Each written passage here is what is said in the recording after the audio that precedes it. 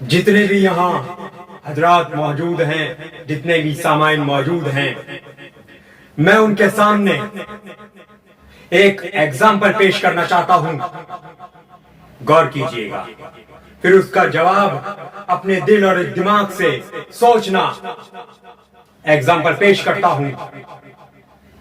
अब एक शख्स के 3 लड़के हैं, उसमें से एक लड़के का कत्ल कोई कर जाए और वो उस कत्ल की तारीख अपने कैलेंडर में राइट में तब्दील कर दे, उस पर निशान लगा दे।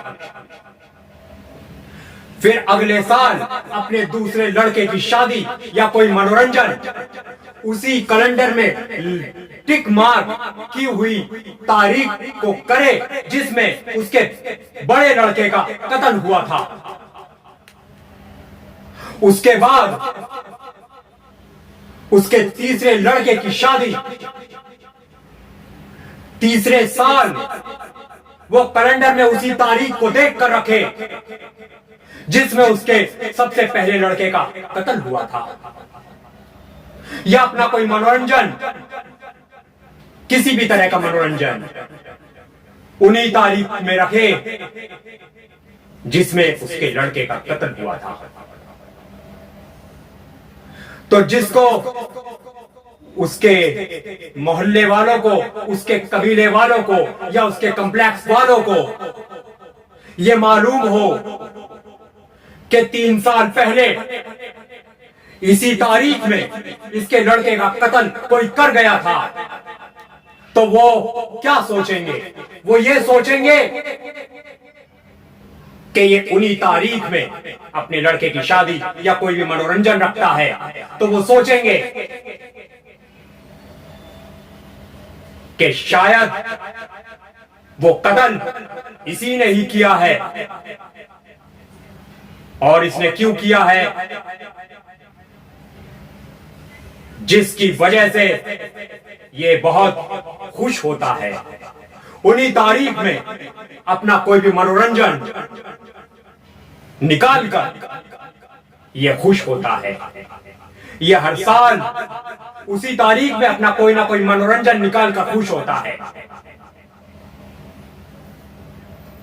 ये मिसाल, ये एग्जाम्पल, ये दुनियादारी पर मैंने आपके जहनों तक पहुंचाया है। बताइए क्या कहना चाहेंगे आप इसके बारे में? यह हकीकत है।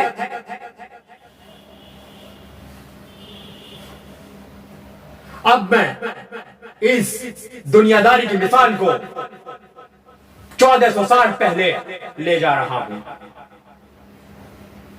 मुहर्रम के दिनों में, मुहर्रम की 10वीं तारीख को या मुहर्रम के महीने में जो अपने खानदान में शादी का माहौल तैयार करता है या कोई मनोरंजन का माहौल तैयार करता है, उसे मालूम होता है कि इस दिन जिसका कलमा पढ़ते हो ला इलाहा इल्लल्लाह मुहम्मद रसूलुल्लाह, उन्हीं रसूलुल्लाह के जिगर के टुकड़े इमाम हुसैन अलैहिस्सलाम के पूरे खानदान का कत्ल हुआ था। तो वो कलमा पढ़ने वाला मुसलमान उन्हीं दिनों में, वो कलमा पढ़ने वाला मुसलमान उन्हीं दिनों में अपने खानदान में किसी की शादी या कोई मनोरंजन रखता है, जानकर रखता है। उसे मालूम रहता है कि इन दिनों में रसूलुल्लाह के जिगर के टुकड़ों के टुकड़े टुकड़े कर दिए गए थे और उनके खानदान वाली उनकी बेटियों को बेपर्दा गर्दन में रस्सियां बांधकर, हाथों में रस्सियां बांधकर बाजारों में निकाला गया था। उसे यह मालूम होता है, लेकिन वो इन्हीं दिनों में करता है अपना कोई भी मनोरंजन। इसकी क्या वजह? आइए इसकी वजह इमाम ज़ैनुल आबिदीन अलैहिस्सलाम से पूछते हैं। इमाम ज़ैनुल आबिदीन अलैहिस्सलाम से किसी ने पूछा कि इमाम साहब, हजरत अमीर मुख्तार इमाम हुसैन अलैहिस्सलाम के सारे कातिलों को खत्म कर देंगे या कोई बाकी रहेगा? इमाम ज़ैनुल आबिदीन अलैहिस्सलाम ने फरमाया क्या जनाब मुख्तार उनके सारे कातिलों को खत्म कर देंगे, लेकिन उनकी नस्लें कयामत तक चलेंगी। उनसे पूछा गया तो उनकी पहचान क्या होगी? इमाम ज़ैनुल आबिदीन अलैहिस्सलाम ने बताया उनके यहाँ लंबी लंबी दाढ़ियां भी होंगी, उनके यहाँ ज़कात फितरा भी होगा, उनके यहाँ हज उम्रा भी होगा, मुसलमानों के सारे अरकान होंगे। लेकिन जब अहले बैत का जिक्र या अहले बैत का तस्करा या इमाम हुसैन और हजरत अली का जिक्र उनके सामने कोई पेश करेगा तो उनके चेहरे की रौनक उड़ जाएगी।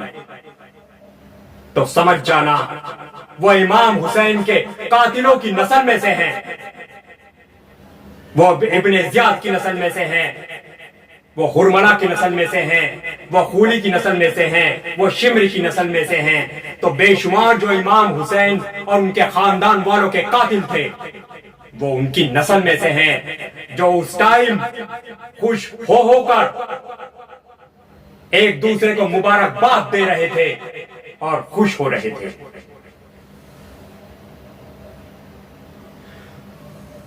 अब मैं एक दूसरी बात पेश करना चाहता हूं। मैंने देखा कि मुहर्रम का महीना लगने से पहले मुहर्रम की चांद रात को या मुहर्रम की पहली तारीख को कुछ लोग एक दूसरे को मुबारकबाद दिया करते हैं। जैसे अब व्हाट्सएप का जमाना है, नेट का जमाना है, तो नेट पर मुबारकबाद चलती रहती है। तो उसमें लिखा रहता है, फोटो बना रहता है कि इस्लामिक नया साल मुहर्रम मुबारक हो। तौबा तौबा तौबा, ये मैं कह रहा हूं, तौबा तौबा तौबा, बेशुमार तौबा। तो जो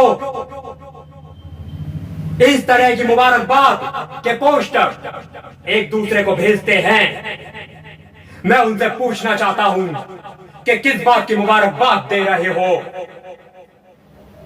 रसूलुल्लाह के जिगर के टुकड़े इमाम हुसैन अलैहिस्सलाम का पूरा खानदान